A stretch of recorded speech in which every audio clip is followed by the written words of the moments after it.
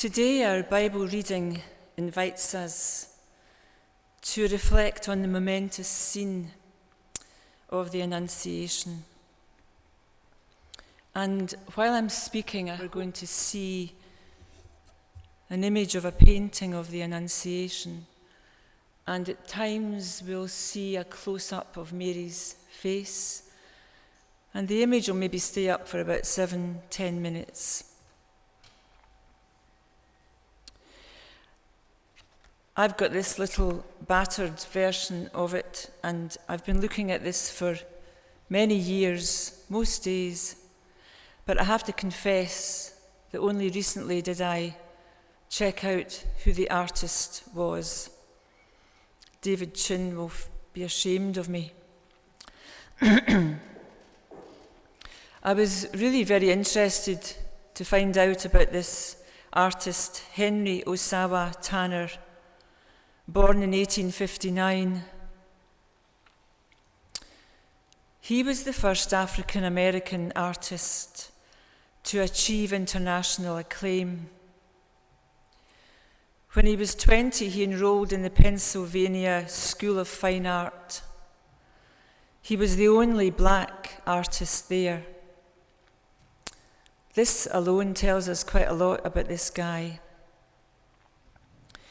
And then I was thinking about this year, 2020. For most of us, it's a year that we've never known the like of before. And there's been incredible suffering all over the world. And not least of that suffering was the brutal killing of George Floyd in Minneapolis at the hands of white policemen. So it feels very poignant that we should be gazing on a painting of the Annunciation by an African-American artist who maybe didn't have a lot of solidarity around him. It was considered an unusual painting mainly because of the extraordinary column of light representing the angel Gabriel, who, as we have heard, was sent by God to speak to an unknown, very young woman named Mary. I won't say too much about the painting. Maybe at some point later, David Chin, who's much more eloquent and knowledgeable about these things, can give us a reflection on it. But I've always been mesmerized by it. I've never tired of looking at this painting. There's not much attempt to depict in any detail what an angel should look like. But we have this steady, suffused, luminous, glowing light. It pervades the whole room, and I think it's probably all we need to appreciate that this presence, this unimaginable other, is preparing us for a momentous encounter. And the light falls on Mary's face, and we are drawn to her expression. Notice that she is not averting her eyes. She's gazing full on into this light. But she's not merely looking or watching. She is beholding. Beholding. And if you'd like to appreciate the many-layered meaning of this word, then you can read Maggie Ross's second book on silence, in which she devotes an entire chapter to the word behold. Mary's room is sparse, and it doesn't tell us immediately very much about her.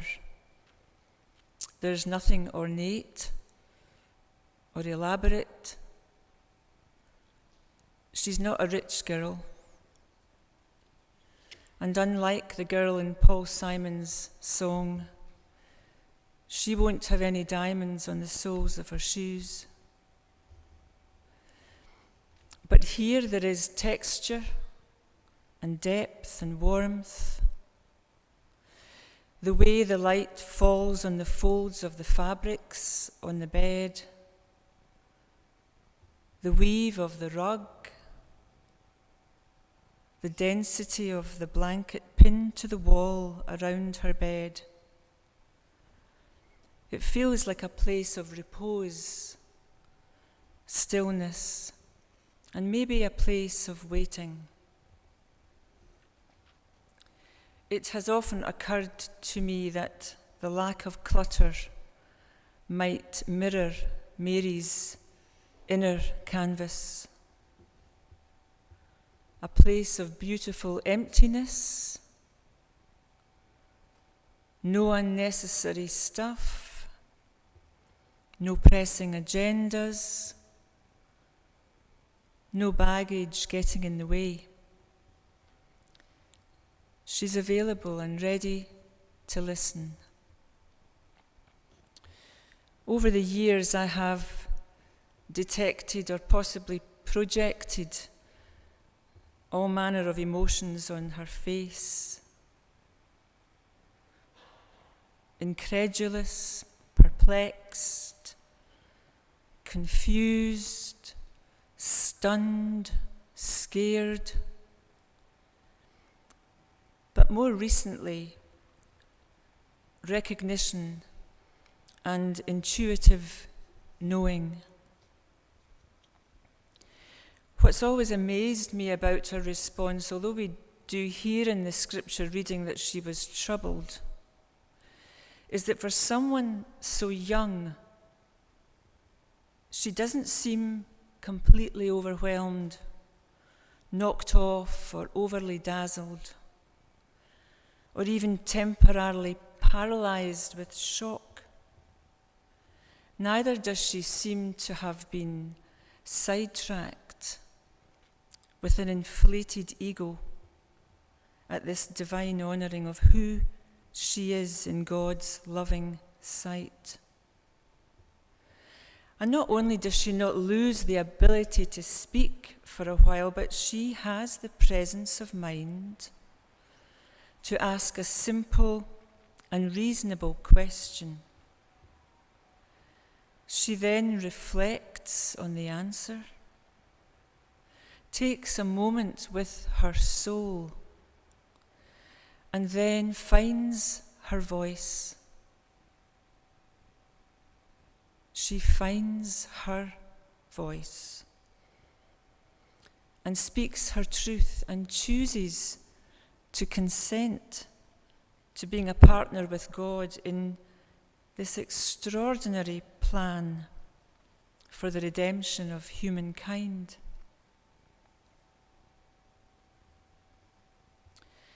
And this seems to be it.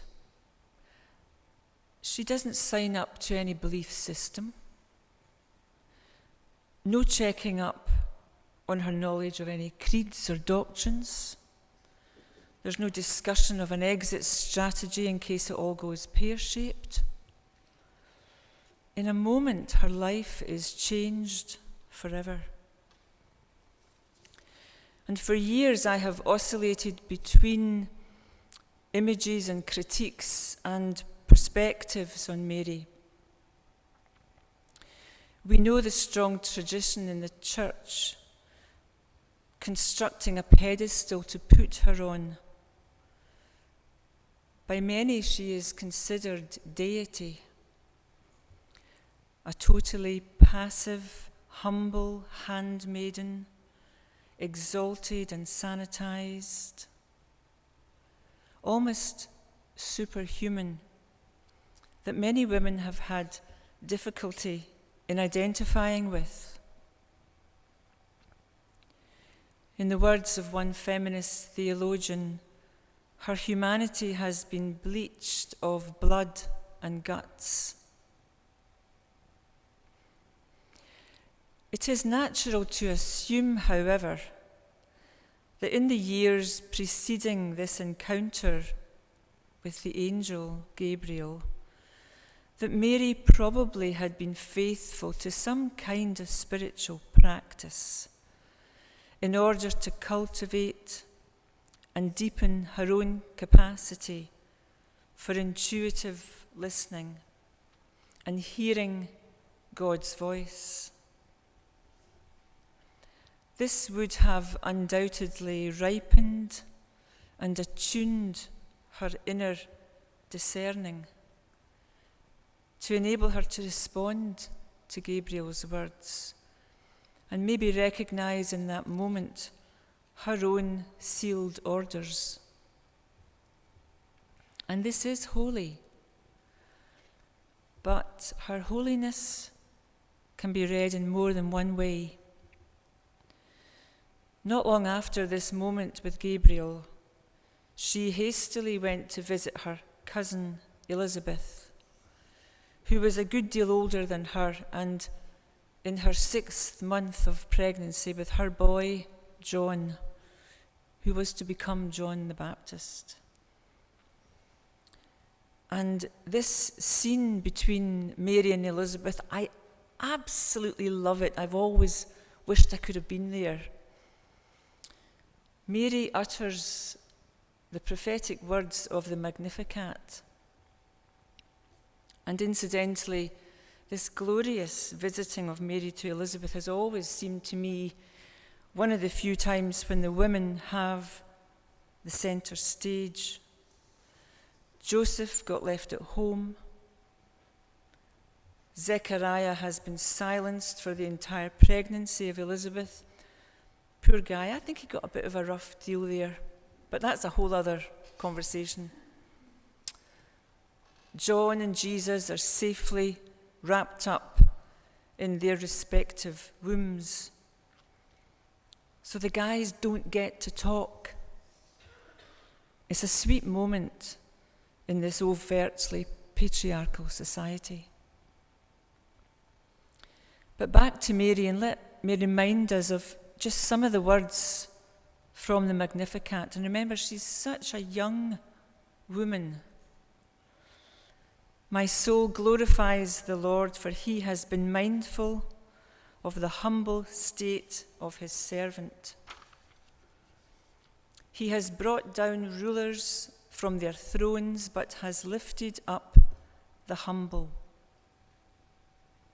He has filled the hungry with good things, but has sent the rich away empty. She gives voice to the poor, the dispossessed, and maybe sees with the eyes of a contemplative that God is embarked on a phenomenal trajectory for shifting the balance of power in the world. She is seen by some as a symbol of revolutionary prophecy, calling for the liberation of everyone who suffers indignity and oppression and poverty. And this is equally holy. And let's not forget Mary's fidelity and faithfulness to God in the midst of suffering and persecution and exile, when she had to flee with Joseph not long after Jesus was born. And this also is holy. These two images of Mary do not work against one another, but rather they dovetail and find flight in what I sense is the interface between these two ways of being. Mary's healthy and grounded humility allows her perhaps to recognize her creatureliness, her servanthood, and that she is a daughter of God. But this very surrender of ego dissolves any possibility of feeling demeaned or debased. And it actually springs open for her rightful boldness and empowered acceptance of her particular gifts, which she lays at God's disposal. It's almost heretical and subversive, but she is consenting to partner with God in the redemption of humankind.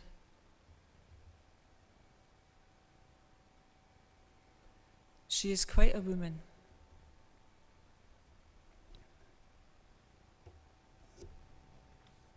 Thanks be to God.